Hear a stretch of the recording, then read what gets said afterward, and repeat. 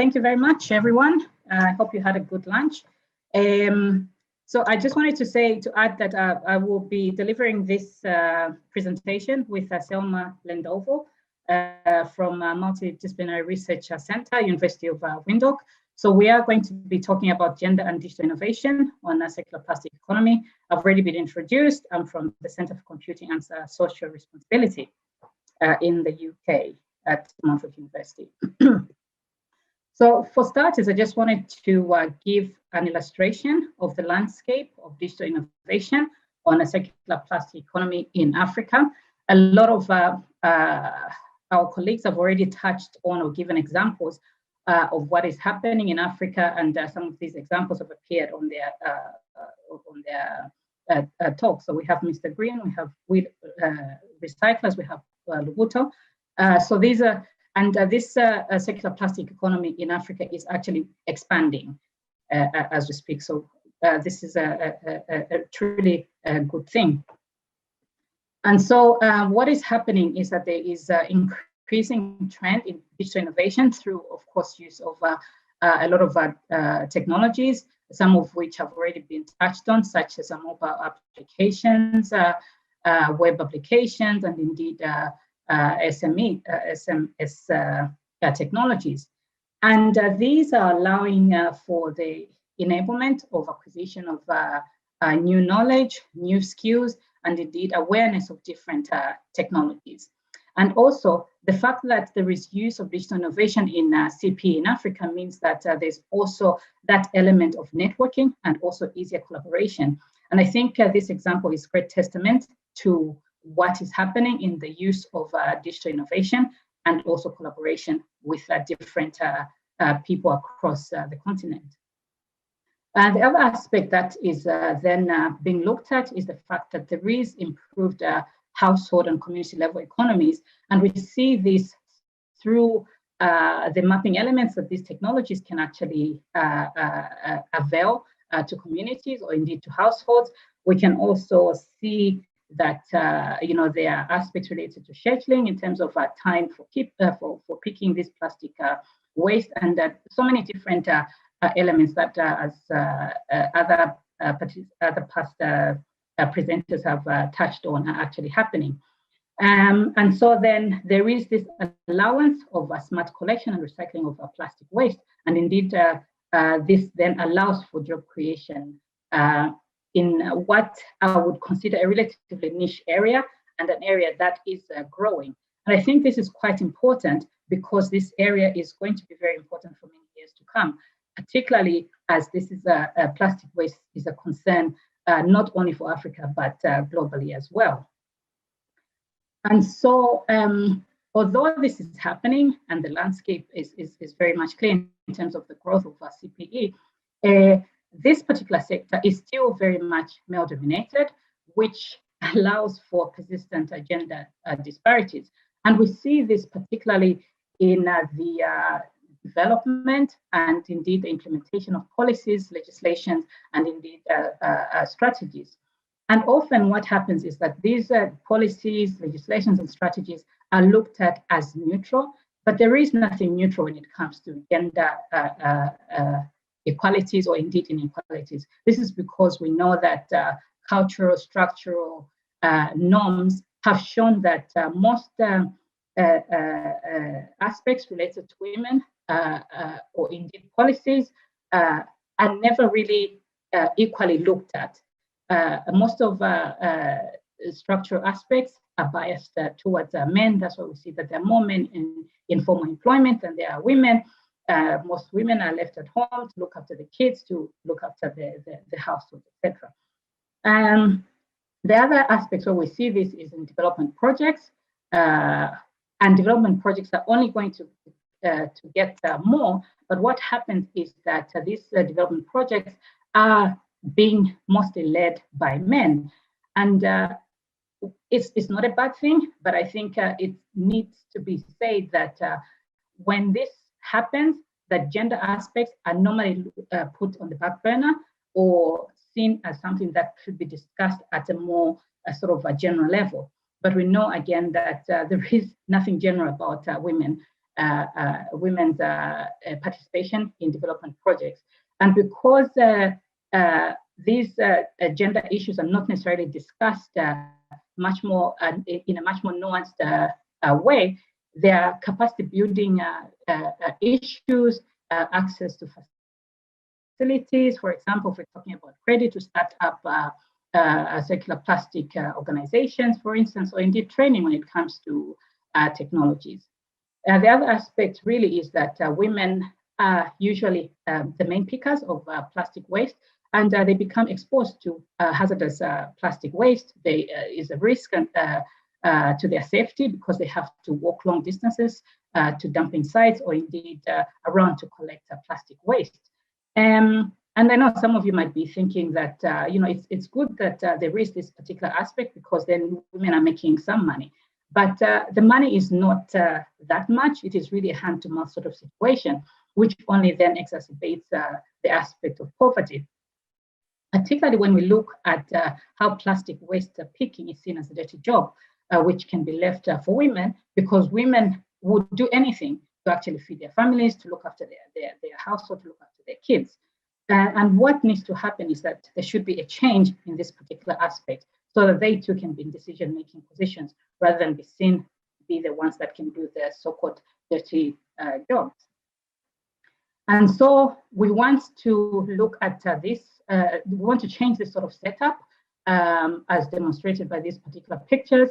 And so if digital innovation is to play a meaningful role in the circular plastic economy, there is need to identify opportunities that are inclusive and gender responsive. And so one of the things that we want to do for this particular study is to interrogate the gender inequalities in CPE and to look at how digital innovation can reduce these particular inequalities so that the CPE can truly it should be able to provide good opportunities for both men and women, particularly when it comes to the use of digital innovation. And what we want to look at then is that rather than looking at the previous, having to see previous pictures that I have shown, we want to see pictures such as this, where we have women like Nzambi Mate, Bilikisi, Marian, leading the way, being given opportunities to be able to actually be co-founders of, plastic waste recycling organizations.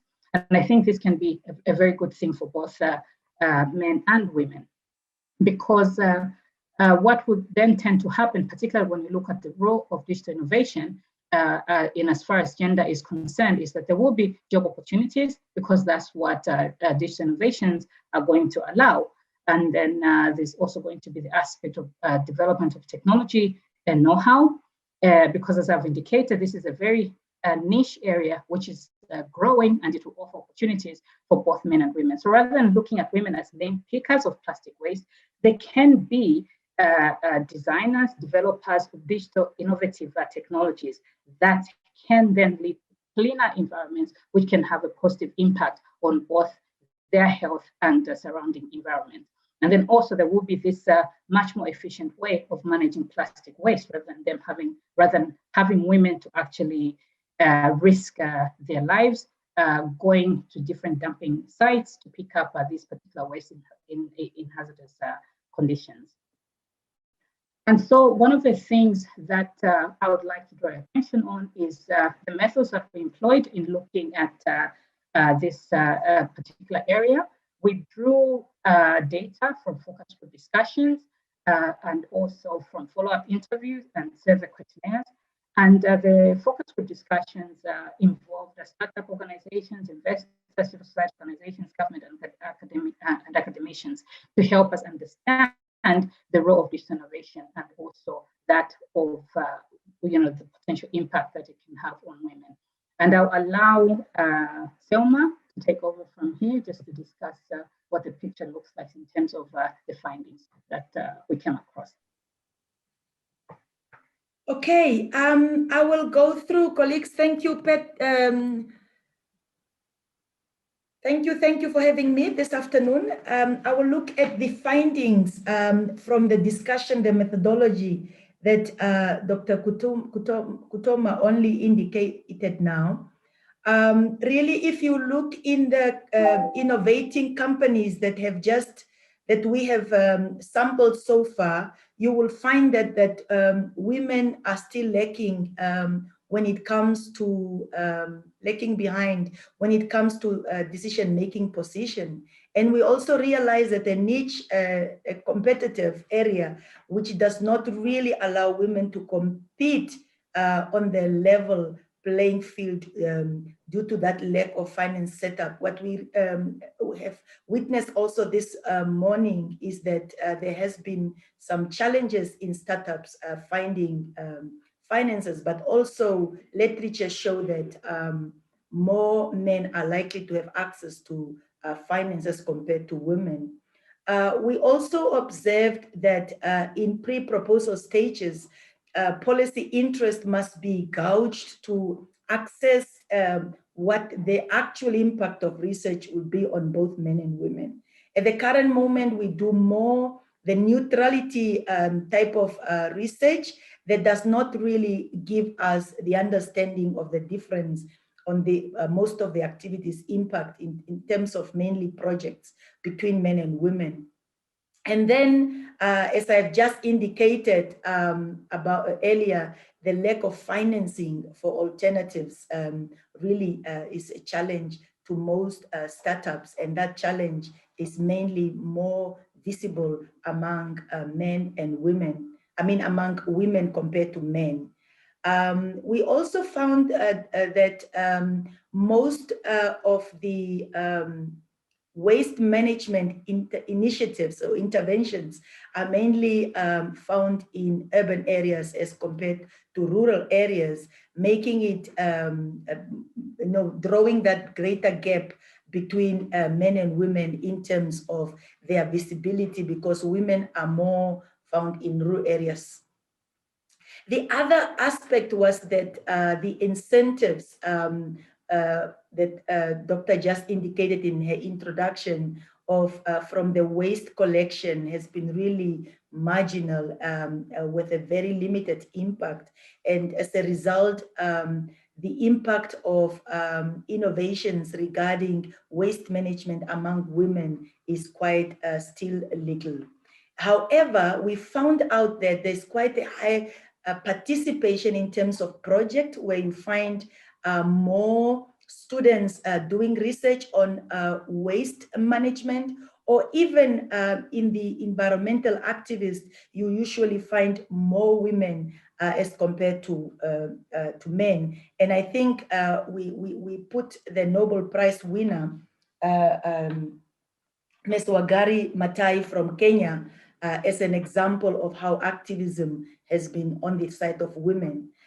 Just to continue, in terms of the recycling companies, many people are involved after the collections, and women are distinguished by doing waste washing perfectly. And as a result, this continue to increase that disparity between men and women, because even the activity in this industry is more related to their cultural or traditional roles.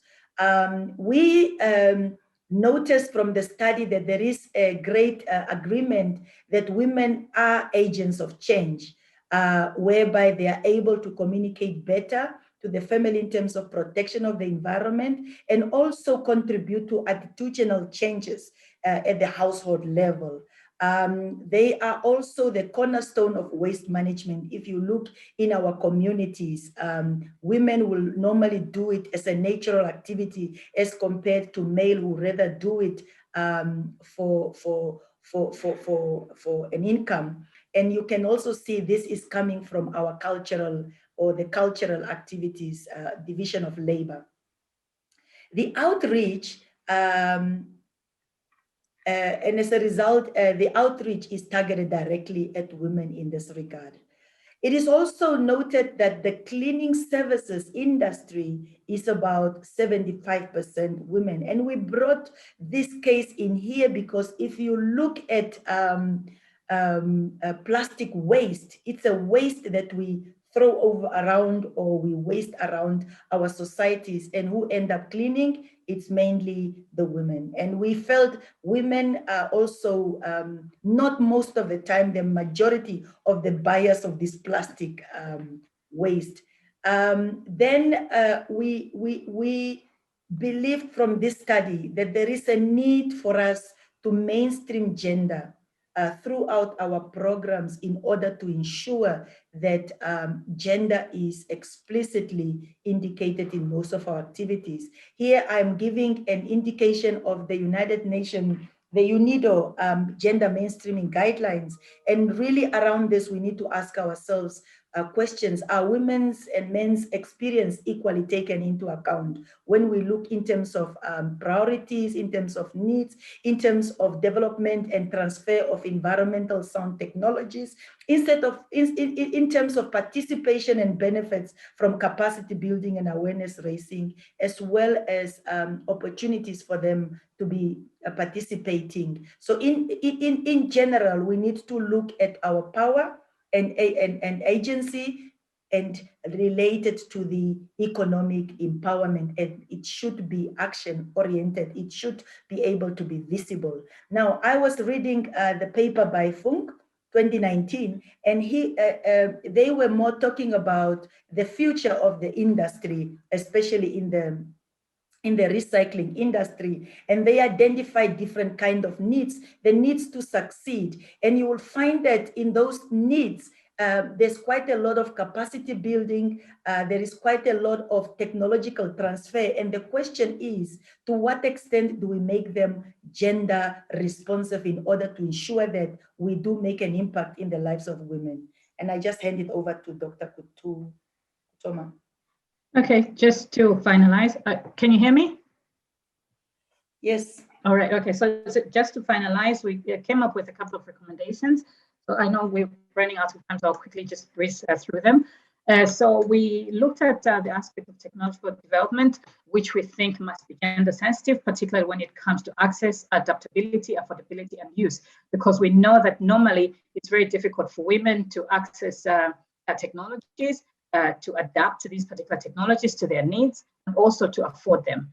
And the other aspect is related to a need to change the mindset on cultural norms, and part of which is to look to not stigmatize plastic waste collection and see it as a dirty job, but to see it as something that is important for both men and women.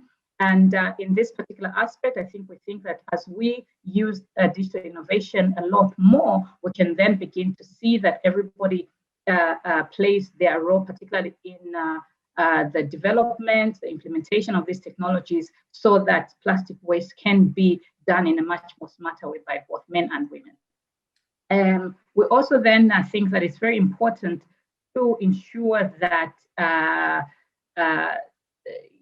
that policies and legislations around digital innovation, particularly with regards to gender, is that it is gender aggregated, and that issues around men and women that relate to this particular field should be clearly spelled out. And so with this, we must be able to have coordinated efforts, particularly within different sectors that can include civil society, policymakers, academicians, as well as industry.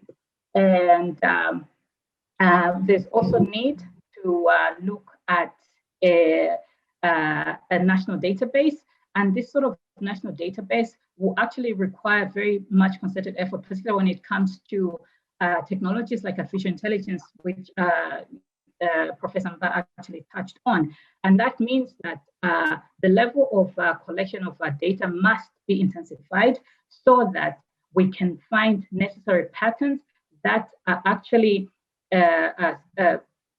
speak about patterns that are happening that can address both men and women when it comes to the circular plastic economy, so that plastic waste can be a thing of the past, whether it means looking at jobs, whether it means avoiding particular risks and things like that, or indeed training.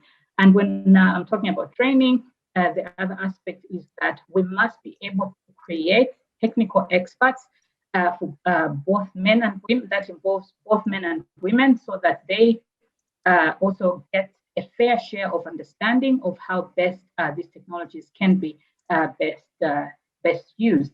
And then the last aspect I'd like to draw your attention on is the aspect of funding and investment, which is quite important for both men and women. So this can be in terms of ensuring that there's easy access to credit for both men and women, whether it be the found in formal and informal sector, that there is this awareness that should be happening at different levels, whether it's in urban areas or in